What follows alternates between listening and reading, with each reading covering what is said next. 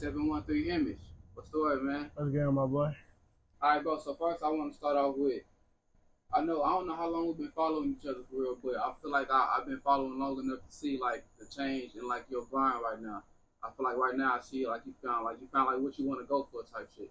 Hell I yeah. feel like you found I feel like you found your vision for real. Like it's real clear to you right now. So like speak on just like what you was on like a couple years ago versus compared to now. Man, I'll tell you like this. I started off with this music shit. I was trying to be on my Polo G, Lil TJ, 2C type shit. You feel me? With like melodic, and I'm not saying I'm completely off of that, but as far as now, like I'm on a different wave of my music. I'm just trying to speak real to everything I say.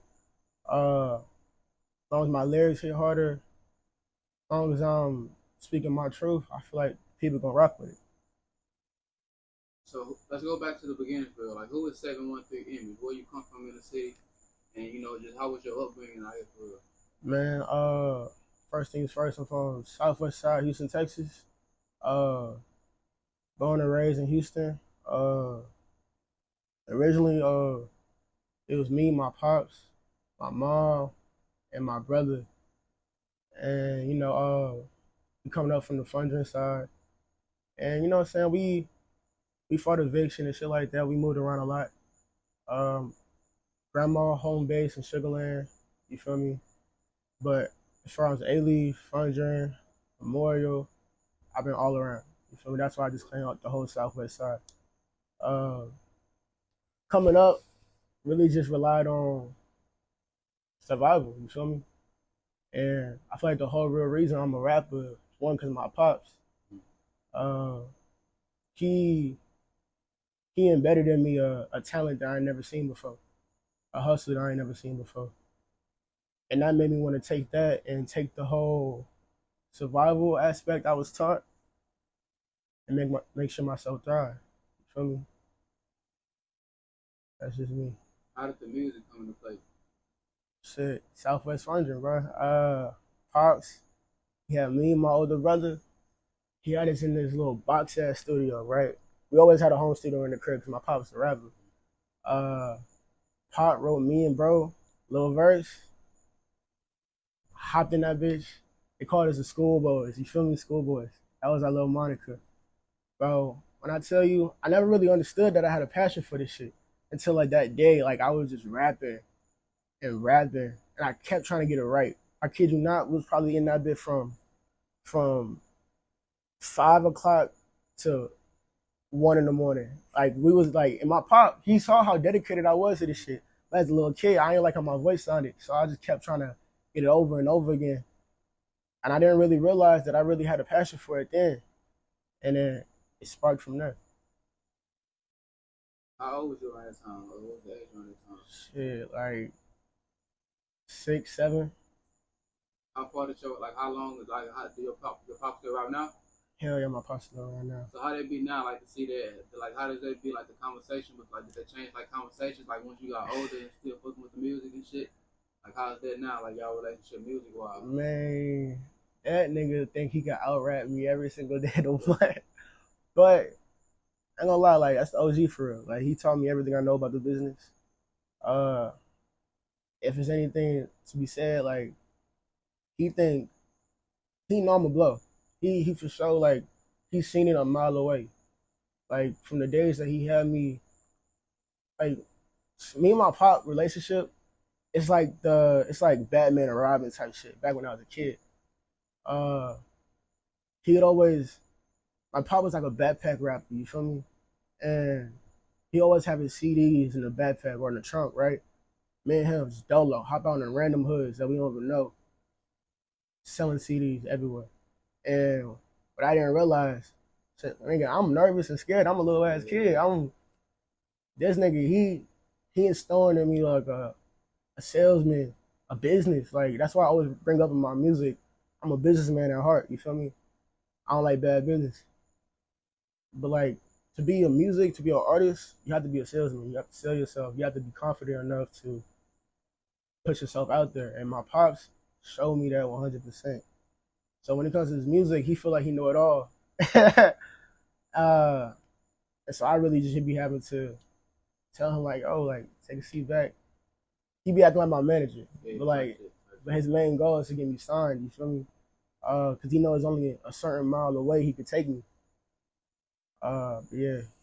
How would you describe your music, bro? Like somebody that's never heard your music before, or anybody that's heard your music and just wondering, like, okay, what is all coming from? Like, how would you describe your music? I wouldn't describe myself as no lyrical miracle ass nigga. I'll describe it as real in the most authentic way possible. Heart, soulful as fuck, and the cadences of someone like a J. Cole, with the realness of someone like a Meek Mill. What you feel like made you, or what you feel like made you make that switch as far as like how you said you came in wanting to be on your Polo G type vibe, but then like you said now you said Meek Mill and shit like that. So like what you feel like made that change for real? Man, I stopped hiding. I stopped trying to hide my voice. Cause you feel me? Like I honestly feel like God gave me my voice for a reason. God gave me my words, my intelligence, gave me all that for a reason. You feel me? I stopped trying to hide my voice, even though I'm gonna still play with that soon, like later in the future. But I wanted people to hear me for me. Have you ever had moments where you feel like, man, I ain't fucking with how this sound because of my voice, or was there always like some shit when you was younger? Hell yeah, bro. Like to this day? To this day. Like, okay, so for instance, like I had a partner, it's actually my right hand, Merk. My nigga, my voice compared to his, I'm a big ass comparison ass nigga, you feel me? Yeah. Like I like to compare how my music sound and the quality of my music to the next artist. I need to stop doing that because only person I'm competing with is me. You feel me? But that's what I would do back then. I would compare my shit to how he sounded. I'd be like, damn, how he able to hit this note and sound like this and That's because that's what he can do. You feel me? I can't hold myself to those type of expectations because he ain't me. And that's what it is. How did you start working on like stopping that type of stuff, like as far as like the comparison and all that? Honestly, I feel like so that's a great question. So back in high school, right? I was always with my crew. I was always with my niggas. Same place, same time, every single day. I made music with the same motherfuckers. And I feel like a big thing that helped me get out of that was the fact that I had to move away. Because I had to, you know what I'm saying, I go to TSU, Texas Southern University. I'm the hardest motherfucker there too. But I go to TSU, and being there really ripped me away from my circle of niggas. And I had to do it on my own. And doing this shit on my own didn't stop my grind or anything. It just showed me, I guess, who I really was. You feel me? Showed me what I really wanted to do, what I really wanted to be without the influence of other people. Like, I like to think that I'm a head honcho and I'm a leader, but anybody can fall to the pressures of people around them. I feel like God put me in a position to be by myself, to find myself. What makes you want to go with college? Like, you know, you got a lot of partners, you got a lot of people coming out of school, and you coming out of school and shit like that. Or like, what makes you want to, you know, go and take it further than just believing, like, okay, I'm gonna just focus the music shit. You know, a lot of people will pick just the music and they'll ignore the school shit. Like, what makes you still go with that and still, you know, focus on both? Shit, man, on my soul. Don't get it twisted. I believe in my music, but like I said before, like I also believe that I'm a businessman, and at the end of the day, this music is a business. So not only at Texas Southern, I could study business, but I could also study my music. And then being that Texas Southern is one of the most influential places in Houston right now, everybody and their mama coming there for Houston. What's a better place to spread my music? All right, bro. So what you got going on right now, music wise? Like, what you working on right now? What you pushing right now? As of right now, currently I'm about to drop my freestyle to Lil Baby's Humble instrumental. I feel like I killed that. It was raw. I'm about to drop that, and then I'm about to be coming with a project. But it's gonna be still slowly. I'm about to be coming with a project slowly. It's gonna be emerging First, I'm gonna drop like one single out the project, and then we're gonna go full throttle on it. As for the title, I can't really give y'all the title yet, but it's soon. It's soon. I got one on the tip of my tongue, but I don't want to put it out there yet. What make you want to dive into a project? Really, I feel like since I started my career, I've been since my first project, Imagery, and my second project, MMIV, I just been telling my experiences of each year. I took a little longer for another project because I wanted to experience more shit in life. And I feel like I didn't have what I needed to make a new project. But now, being that one, I done came across too many blessings in my life. One, I feel like I'm in a position in my career where I feel like I'm like 5 steps away from blowing. I feel like one, I deserve to give myself a project to show the world what type of body of work I could put out there. Without saying too much on like your plan and like that, like what you feel like you gotta do to really step forward and make the move you gotta make. Personally, my next move, other than my project, I'm looking for real deal management. I'm looking for a person that can stand behind me, believe in my music as much as I do, and able to put me in a room with somebody who could take me to the next level. But with that being said, management it's a big deal. It's more than just, hey, I like you, I'm gonna pay you to, you know what I'm saying? It's more of like a connection. To me, I believe in bonds more than anything. When we do business, you shake the person's hand, you look them in the eye, you tell them your name. Somebody who's authentic, don't do that. Somebody who in it for a quick buck, gonna use you. Ain't in the game to be used. How was it managing, like learning the business side? Like you obviously got your head on your shoulder when it comes to the business side of the business shit too. So like, how was it managing trying to learn the business and focus on perfecting your craft? Man, I got scammed. I can't tell you how many times I got scammed. But that's the come up. I feel like that's a part of every artist's journey. Literally working with my pops. I can't tell you how many music videos we done shot that we never got back. I can't tell you how many motherfuckers that we're supposed to meet up with and never got back to us. It's just, you learn your way through the game. And there ain't no shortcuts. At least in my opinion, there ain't. It's going to happen to you one way or another, whether it's beginning or the end. I'm just glad shit happened to me first, so that now I'm able to see past what I'm supposed to. How you feel about doing stuff like that now, though? Like, how do you go into shoot music videos? Do you try to stick with one videographer once you see like the vibe there? Or how you go about that? Man, I feel like I got one of the best photographers in Houston right now. Shout out 2-3. That's my boy. He gets me right on anything. I met him not too long ago. But as far as like just working with him, I'm open to working with other photographers. But again, I know how the game go. And I don't want to work with too many to the point where like my music gets diluted. And I'm used to a certain type of quality that if you don't meet that, it's just hard for me to work with you. You know what I'm saying? It's a certain quality I'm looking for. And not everybody makes that. I'm sure you know. But how you feel about blogging right now? Do you feel like the Texas blogs that we got out here is important for the upcoming artists? Hell yeah, bro. My nigga Busttdown my nigga Busttdown, he go crazy. I mean, I've been working with you since forever. Yeah. That's other blogs, hell yeah. Like Texas, what blogs are doing, they're making it easier for Texas to know each other. Texas is not like New York or not like LA. We have to have a certain type of unity, which is what you're trying to do, to be able to rise up all at once. So many people's out here being greedy.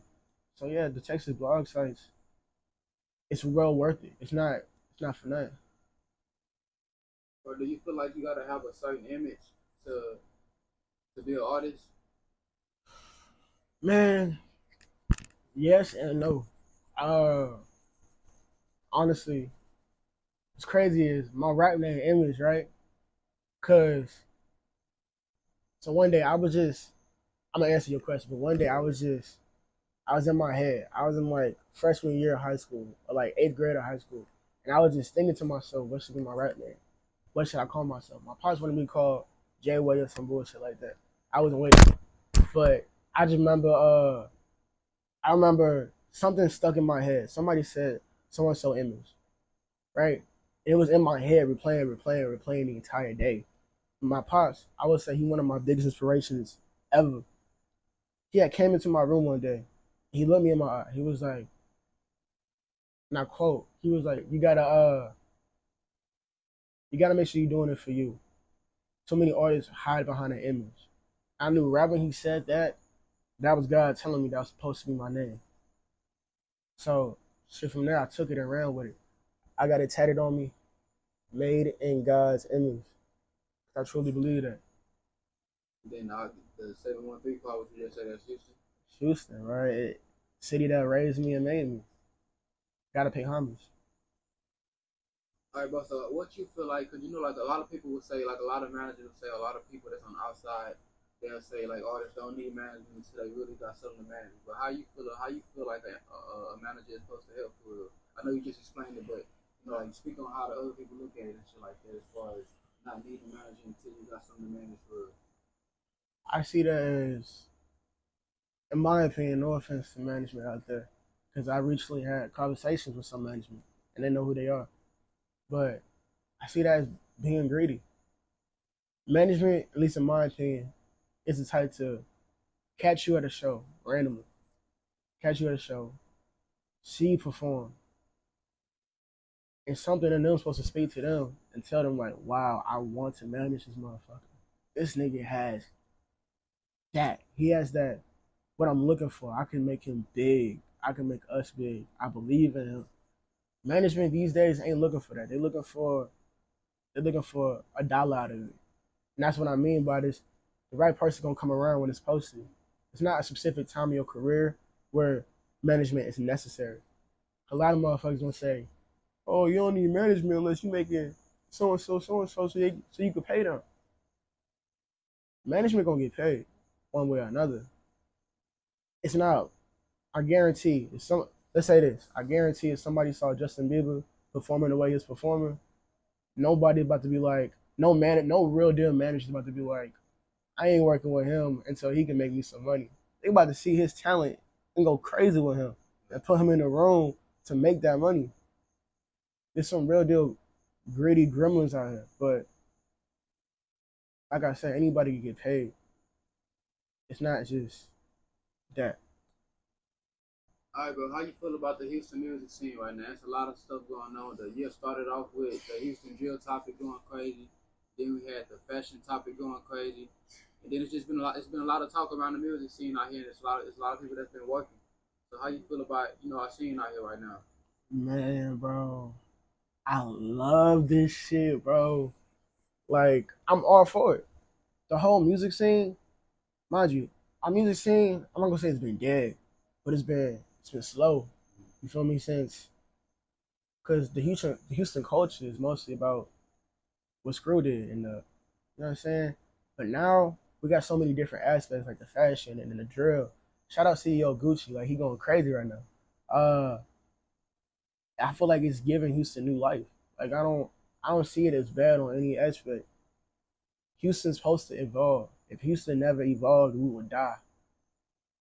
Things that don't change die out. So yes, the drill, the fashion, the people, it's being more diverse. You know how many people moving to Houston every single day and claiming that shit like it's a flag? But yeah, I love it. You feel like we got our own sound right now? Own sound, I feel like Houston own sound, yes. I feel it's mostly like a Texas sound. Like the whole like deep voice, slow rhythmic rapping. I feel like that's like a Texas sound in general. As for one own sound, I feel like there's too much happening in the music scene right now to say it's just one specific sound. Because too many people popping are different. How do you have ways like where you take advantage of going to college and pushing your music? Like what's some stuff you do at the school or something like that that you try to do to push your music? Or how did that experience? Man, bro. Okay, so look, I don't know. I've been kind of strategic lately. It's like this app called Side Chat. When it comes to my school, TSU, it's like a social media for TSU. So I'm just straight spamming that Side Chat app with all my like music snippets, everything, and people are able to reply to it and comments on it anonymously. So like it's like genuine feedback from the core. And sure, yeah, you get a lot of hate. Yeah. Sometimes you get a lot of love. But I use that, and I'm also just straight up passing out flyers. So I'm on foot every single day, damn near passing on my flyer around my school, around student complexes, shit, around Third Ward in general. You feel me? It's a hustle. With everything being so digital these days, do you feel like that's still important? Like the hand to hand? Bro, I tell you, like, bro, I came from, my pops was a backpack rapper. Yeah. I was selling that shit with him. When he told me one day, he was like, you gotta, right now you a rapper, yes, but you a rapper on Instagram. They take away your Instagram, who gonna know you outside in the street?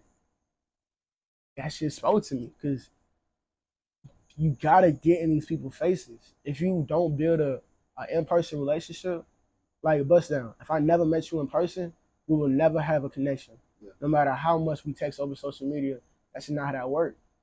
You gotta make it real in person. And the best way to do it, hop outside, get on your feet, and spread it. Whether that's performing at a show, whether that's passing out flyers, whether that's just going up to a motherfucker saying, follow my Instagram. You building a in-person relationship with them and showing them that you about what you talking. Is that something you had to work on, or have you always been like an outspoken person to be able to walk up to somebody? Man, bro, when I tell you, even when I didn't even have a real song out, it was me, Merk, and Juice. We'll go to any mall all over Houston, Memorial, First Colony, fucking Galleria. We'll fucking, it sounds kind of corny, but we'll literally go up to motherfuckers and beg them to like let us rap or sing for them. And we will do that constantly, get motherfuckers to follow us. And bro, anytime. Like, bro, I used to perform at a whole ass haunted house. It sound corny, yeah, but that's real life what it was. Like, it's work, bro. Like, I used to perform at a haunted house fucking every Friday, every Saturday, performing there on feet. Like, that's the thing. Like, me being who I am, bro, that shit ain't hard for me. I don't build connections all over Houston, I feel. And there's a million more to go. All right, but what's some of the best advice that your pops gave you music-wise, and just life-wise in general too? Shit. Shout out Mo 3, but my pop said it too. Everybody ain't your friend. And I couldn't put it better myself. And also, make sure you're doing your music for you. When it comes to music, a lot of motherfuckers do it because of the motherfuckers around them. You know what I'm saying? It's a bandwagon. My pops asked me, he was like, yo, when your friends, let's say in 10 years, God forbid I haven't blown up. In 10 years, all your friends quit music. Does that mean you gonna quit too? I had to sit there and ask myself, is that something I'm into? Am I gonna quit because they did? Am I gonna quit because I don't got so on my music video? Hell no. And that's what I mean by like when I moved away and really took a step back from my crew. Lord knows I love them niggas to death, you feel me? I took a step back from my crew and I couldn't be with them every day. It made me know that like I had to grind harder. I had to want it for me. I couldn't want it for everybody else.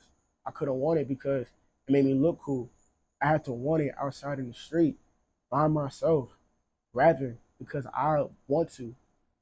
A lot of niggas don't do that these days, and that's why they not blowing. Yeah.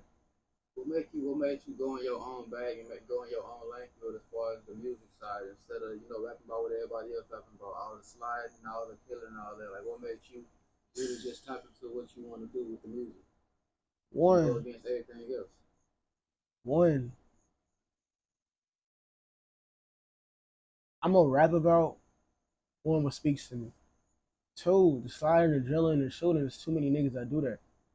I mean, sure, like it could get like that, but that's not what we putting out here. I really feel like you put in what you put out. You get what you get back. That's not what I'm trying to get back. I'm trying to get positivity. I'm trying to get niggas out the struggle. I'm trying to tell people what I've been through to get niggas hope.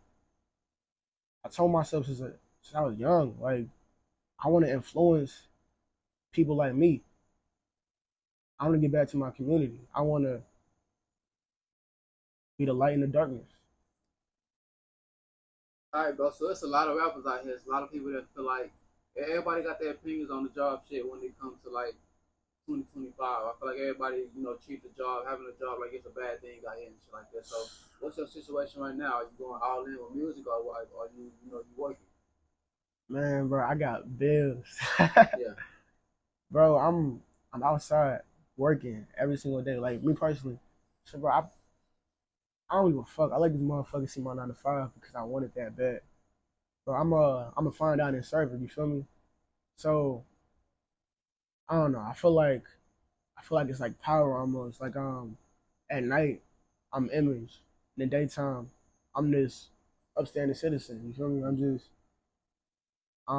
but it's paying the bills, and it's the way I see it with my job is it ain't the best, but it's putting me in places where niggas are in suits. It's putting me in places where a motherfucker that I guess I'm serving owns damn near half of the estate in Houston. You feel me? Shit like that you don't come across every day, and it's a learning curve. It's an aspect. Like I said, I do business. It's sometimes you're gonna need to know how to act in one situation, and then you're gonna need to know how to act in a boardroom full of motherfuckers. I truly believe that when I get to that point, I'm gonna be in that boardroom and I'm gonna be telling people the plan. I'm gonna be telling people what we're gonna do. I'm gonna have that suit on. But for now, this is where I'm at right now. I don't see it I don't see it as holding me back, because every day after work, we heading to them shows. I'm telling you, damn near every promoter in Houston know who I am. And if they don't know me, they know my face. I could bet on that. What make you go like what you feel like make you want to go that hard? Cycle like you work and then you get off and you go right to the right back to work. So what make you want to make them sacrifices? Like what's your end goal with all this for music and just building yourself? Man, bro, I'm trying to build a legacy. And like I said, I'm trying to influence. Like, growing up, we didn't have it all. So I always told myself, I'm coming for everything we didn't have. And I mean that. Too many niggas settle for less. Too many niggas is okay with less. I'm not. Everything I didn't have, everything we didn't have, everything we had to pawn, everything we had to sell. All them times, shit, mom and dad crying on the floor, not knowing what we're gonna eat, fighting eviction. I'm gonna make sure none of my people, especially if they have my blood, have to go through that ever again. So that's why. Bro, so all the people that's been rocking with you, showing you love, through your whole process of just, your whole journey of music. Like, what would you have to say to them right now? One, I love y'all. I know it's been a while. I know it's been a long time coming, but I promise the win is on the way. And to anybody who feel like that I'm rapping for too long and that I ain't never gonna be none, I'm gonna prove y'all wrong. You feel me? And to the ones who stayed down, y'all gonna be up with me. So I look at it and laugh, and we keep working. Every new artist coming up gotta tap in Busttdown. You gonna get out there quick.